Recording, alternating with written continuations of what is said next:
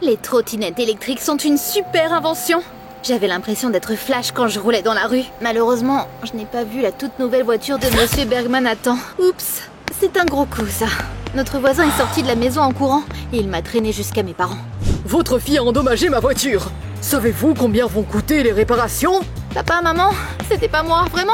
Monsieur Bergman ne m'a juste pas évité. Regarde mes yeux honnêtes. Comment est-ce qu'il pouvait ne pas me croire? Salut, je suis Sabrina et mon super pouvoir, c'est de m'en sortir avec tout. J'avais ce super pouvoir depuis ma naissance. Par exemple, quand j'avais 5 ans, j'ai cassé notre télé par accident. Mes parents sont venus en courant au bruit. Papa, maman, c'était pas moi, c'était le chat. Il a sauté et a cassé la télé. Mes parents m'ont cru et le chat a été envoyé dans le placard pour purger sa peine. Puis, quand j'ai eu 10 ans, j'ai été surprise en train de tricher à l'école. Elle n'est pas à moi, la feuille de triche, vraiment. Le concierge de l'école l'a mis dans mon sac à dos. Ils m'ont encore cru. Je n'arrivais pas à croire à quel point ils étaient naïfs. Mais un jour, tout s'est mal passé. Papa, maman, c'était pas moi, vraiment. Monsieur Bergman ne m'a juste pas évité. Les images de vidéosurveillance ne racontent pas la même histoire. Oups, je pensais pas qu'ils avaient des caméras de sécurité à la maison. La vidéo me montrait clairement m'écraser à toute vitesse dans la voiture de notre voisin. Ça suffit, jeune fille. On est fatigué de tes pitreries et de tes excuses ridicules. Tu vas rester avec ton oncle Charles. Quoi? Je ne voulais pas vivre avec ce vieux fou. Oncle Charles vivait dans une petite ville en Alaska avec une population de seulement 23 personnes. Je deviendrais folle là-bas. J'ai une meilleure idée. On va t'envoyer dans un camp sportif. Monsieur Crowley, le directeur du camp est un ami à nous. C'est un professeur merveilleux. Je suis sûre que tu apprendras à assumer la responsabilité de tes actions là-bas. Oh non, les deux options n'étaient pas géniales. Mais je préférerais souffrir dans un camp de sport pendant 10 jours plutôt que de me transformer en glace vivante chez mon oncle Charles. Qui était fou en plus.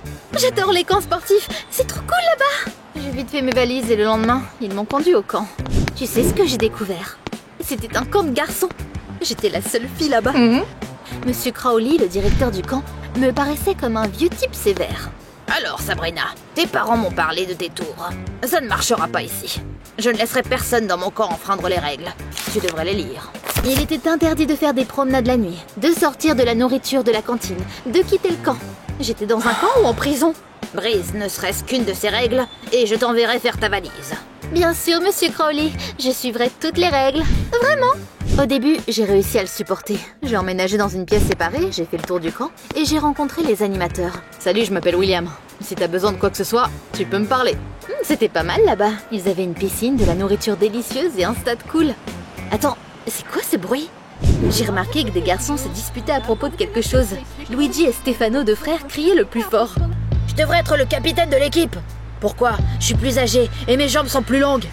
C'est ta langue qui est plus longue, ouais. Oh, on aurait dit une bataille de 2 taureaux. Mais comme par hasard, le directeur du camp est arrivé en courant au stade.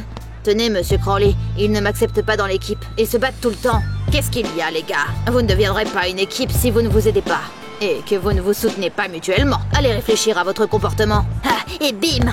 Va-t'en, Marc. On n'accepte vraiment pas les balances dans notre équipe. Oh ouais, mon père en entendra parler. Ah, c'était marrant. Je me suis approchée des garçons et je leur ai dit qu'ils devraient me laisser rejoindre l'équipe. Une fille? Qu'est-ce que tu sais faire? Tu veux voir? On a joué quelques matchs et j'ai marqué 3 buts. Waouh, elle est trop cool. À la fin du match, on était déjà devenus amis et je leur ai demandé qui les avait dénoncés au directeur. Ah, c'est Marc, le fils d'un gouverneur local. C'est une balance. Je veux lui donner une leçon, mais je peux pas. Son frère est le plus grand sponsor de ce camp. Pourquoi t'es là, au fait? Je leur ai raconté mon histoire et on a rigolé de mes mésaventures. Même si les règles du camp étaient strictes, j'aimais bien y être. Un jour, les garçons et moi avons organisé une fête privée à la piscine. C'était pas contre les règles du camp et on s'est bien amusé. On a sauté de la tour, on s'est jeté à l'eau et on s'est pourchassé. Qui veut jouer à Action ou Vérité? Les garçons ont joyeusement levé la main et on s'est installé sur la pelouse. Au début, les tâches étaient faciles, mais bientôt, les choses sont devenues plus intéressantes. Sabrina, Action ou Vérité? Action, Luigi! On a assez plaisanté comme ça. Faut qu'on fasse quelque chose de hardcore. D'accord, d'accord. Je veux que tu ailles en ville, au restaurant Little Italy. Ils y font des pizzas géniales. T'es fou? Tu veux qu'on enfreigne les règles du camp? Quoi, t'as peur? Regarde et apprends. J'ai sauté par-dessus la clôture et je suis passée à travers les bois jusqu'à la ville. C'était pas tout proche, mais j'espérais que personne dans le camp ne me chercherait. Et que si c'était le cas, les garçons me couvriraient. En ville, j'ai vite trouvé le restaurant Little Italy et j'ai commandé une margarita et une pepperoni. D'ailleurs, t'aimes bien la pizza à l'ananas? Dis-moi dans les commentaires. Pendant que j'attendais la nourriture, j'ai accidentellement entendu une conversation entre 2 mecs bizarres. J'ai faim. T'avais promis qu'on serait bientôt riche. Sois patient. Billy a déjà trouvé un emploi dans ce camp-là. Et il a dit qu'il aurait l'argent bientôt. Comme c'est bizarre. Ils parlaient comme des criminels. Ils parlaient de quel camp? Notre camp était le seul dans le coin. Mais je n'avais pas beaucoup de temps pour y réfléchir, parce que la cloche a sonné. Ma commande était prête. J'ai attrapé les boîtes à pizza et j'ai couru vers le camp. Il faisait déjà nuit dehors. Dès que j'ai sauté par-dessus la clôture, j'ai réalisé que quelque chose n'allait pas. Tout le monde courait autour du territoire du camp et cherchait quelqu'un. Monsieur Crowley, la voilà, je l'ai trouvé. Le directeur s'est tout de suite précipité vers moi et m'a attrapé par le coude. Sabrina, t'as enfreint les règles du camp. T'es pas censée quitter le territoire du camp. Je n'ai rien fait vraiment. Je m'étais juste perdue et... Je ne crois pas un mot de ce que tu dis. Prépare tes affaires, tu rentres à la maison. Oups. C'est là que j'ai réalisé à quel point j'étais foutue. Qu'est-ce que je pensais? Le lendemain matin, le directeur a appelé un taxi et les animateurs m'ont aidé à emballer mes affaires. J'étais perdue dans mes pensées pendant qu'on conduisait. Si je rentrais à la maison maintenant, mes parents découvriraient ce que j'avais fait et m'enverraient chez l'oncle Charles. Il devait y avoir une autre option. C'est là que j'ai eu une idée folle. J'ai payé le chauffeur de taxi et je lui ai demandé d'arrêter. Après ça, je suis retournée au camp, j'ai escaladé le grillage et je me suis cachée dans la salle de stockage à côté du terrain de foot. J'allais m'y cacher pendant les prochains jours, puis rentrer à la maison pour que mes parents ne se doutent de rien. J'étais une génie. Mais je n'avais pas réfléchi à tout. Bientôt, mon estomac a commencé à gronder de faim. Le soir, j'étais prête à manger de l'herbe synthétique sur le terrain de football. J'en pouvais plus, donc je suis sortie de ma cachette. Je me suis tranquillement dirigée vers la cantine pour voler quelque chose dans la cuisine quand... Sabrina, qu'est-ce que tu fais ici? Ah, c'est vous. Je me suis fait virer du camp à cause de vous. Marc t'a vu grimper par-dessus la clôture et il est allé voir Monsieur Crowley. Le directeur était furieux. On a paniqué et on lui a tout dit. Désolé. D'accord. C'était mes amis, après tout. Je leur ai parlé de mon plan génial et ils m'ont promis de m'aider. Puisque c'est notre faute aussi, on va s'en sortir ensemble. On va t'apporter de la nourriture et t'aider à te cacher. Team Power! Et c'est comme ça que ma vie secrète dans le camp a commencé. La chose la plus importante, c'était de se cacher de Monsieur Crowley et de cette balance de Marc. J'étais dans le débarras quand les garçons ont frappé à ma porte et m'ont tendu quelques beignets. Psst, Sabrina, on t'a apporté à manger. Comment tu vas? La chambre pourrait être plus grande, mais le service est tip-top. Merci. Dès que je me suis cachée, le directeur est apparu derrière les gars. Les gars, Marc a dit que vous alliez souvent à la cantine. Et j'ai remarqué que quelqu'un volait de la nourriture ces derniers temps. Vous en savez plus? Non, Monsieur Crowley. C'est tellement bizarre. Je vous ai à l'œil. Oh, on a failli se faire prendre à cause de ce salaud de Marc. Pourquoi il pouvait pas juste s'occuper de ses propres affaires? Il prenait plaisir à gâcher la vie des gens ou quoi? Ce soir-là, il faisait tellement chaud que je me sentais comme une crêpe sur une poêle chaude. Du coup, je suis sortie de ma cachette pour nager avec les gars dans la piscine. On s'amusait et on s'éclaboussait quand le directeur est soudainement sorti de nulle part. Mince, j'ai retenu mon souffle et j'ai plongé sous l'eau. Mes amis ont essayé de le distraire. Il fait chaud aujourd'hui, pas vrai les gars? Je devrais peut-être nager aussi. Non, l'eau est brûlante. Ah oui? Bon, d'accord. Ouf, c'était pas passé loin. J'ai décidé qu'il serait plus sûr de ne pas quitter la salle de stockage du tout. Mais c'était vraiment ennuyeux de rester là-bas tout le temps. Du coup, je me promenais la nuit. Tout d'un coup, j'ai vu deux silhouettes suspectes. Ils se chuchotaient quelque chose comme s'ils faisaient une sorte de plan. J'avais l'impression d'avoir déjà entendu leur voix. Mais je ne pouvais pas voir leur visage dans le noir, donc j'ai décidé de les suivre. Malheureusement, à ce moment-là, Marc est arrivé de nulle part. Oh! Pourquoi il se mettait toujours dans mes pattes? J'ai vite couru au coin de la rue. Pendant que je me cachais de Marc, ces gens chelous sont partis. D'accord, je ferai l'espion une autre fois. Le matin, Stefano m'a apporté le petit déjeuner et m'a dit que le directeur tenait une assemblée générale. Tout le monde était censé y assister. Eh bien, c'était bizarre ça. Je voulais aussi entendre ce que Monsieur Crowley avait à dire. Alors, je me suis faufilée dans le stade et je me suis cachée sous les gradins. Les enfants, je vais organiser un show match ce week-end. Le gouverneur va donner de l'argent à notre camp pour la construction d'un nouveau bâtiment après ça.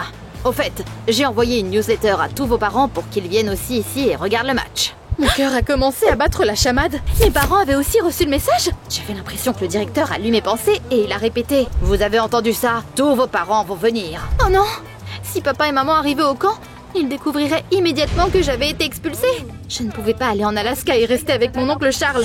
Aucun regard de chien chiot et aucune excuse n'allait me sauver maintenant. Qu'est-ce que j'étais censée faire? Plus tard, j'ai demandé conseil à mes amis et ils ont trouvé un plan. Faisons semblant d'avoir une épidémie au camp. La visite des parents sera annulée à coup sûr. C'était du génie!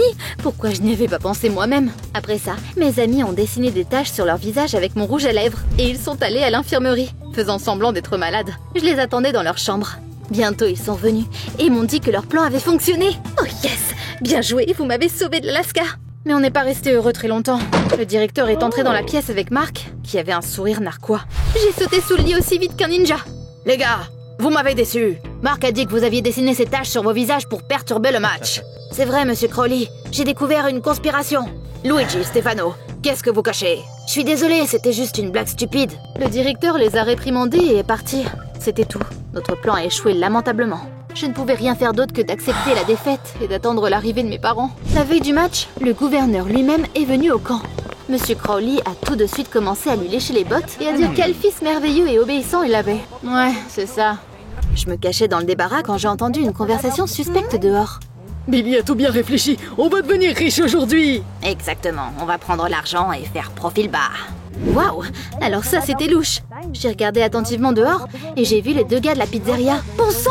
Je devais vraiment en parler à quelqu'un. J'étais sur le point de le faire après leur départ. Mais le conseiller William est soudainement entré dans la salle de stockage. Sabrina, tu as été expulsée du camp. Qu'est-ce que tu fais ici? Surprise!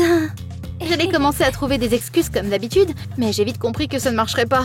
Le conseiller était un bon gars, alors je lui ai dit que j'étais là depuis un moment maintenant. Mais c'est pas important pour le moment. Quelqu'un va cambrioler le camp.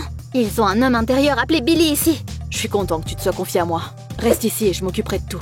William est sorti, puis une ampoule s'est allumée dans ma tête. Attends une minute. Billy, c'est pas le diminutif de William? Notre conseiller était le complice de ces criminels? Je voulais me précipiter après lui, mais j'ai réalisé que la porte était verrouillée. Hé, ouvre la porte! J'ai compris ce que tu vas faire! Oh, tu es une fille intelligente. Mais je suis plus intelligent. On va mettre des somnifères dans leur nourriture après que tout le monde se soit endormi. On va voler l'argent que le gouverneur allait offrir au camp, puis on s'enfuira.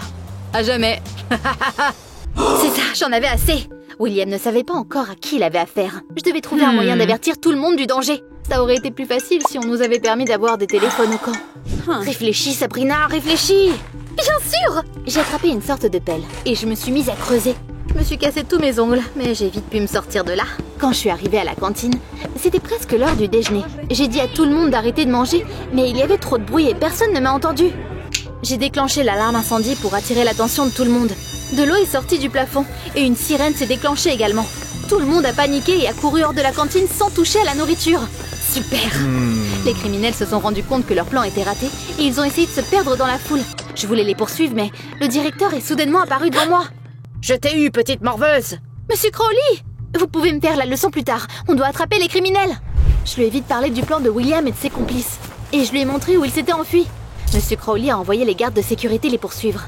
Bientôt, les criminels étaient ligotés et remis à la police. Tu crois qu'on m'a remercié d'avoir été si courageuse? Non.